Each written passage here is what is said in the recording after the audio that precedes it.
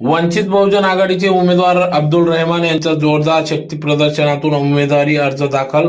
धुळे लोकसभा मतदारसंघातून वंचित बहुजन आघाडीचे उमेदवार अब्दुल रहमान यांनी आज नामांकन अर्ज दाखल केला. यावेळेस संपूर्ण धुळे शहरातून वंचित बहुजन आघाडीच्या वतीने जोरदार शक्ती प्रदर्शन करण्यात आले. जिल्ह्यातील तसेच लोकसभा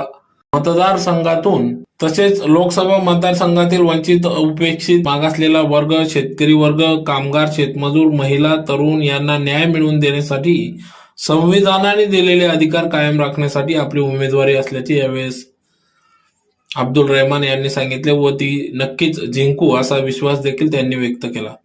वंचित बहुजन आघाडीच्या वतीने धुळे लोकसभा मतदारसंघासाठी माजी पोलीस महासंचालक अब्दुल रहमान यांना उमेदवारी देण्यात आल्यास आज सकाळी 11 वाजता मोजक्या सहकाऱ्यांच्या सह येऊन जिल्हाधिकारी कार्यालयात त्यांनी अर्ज दाखल केला.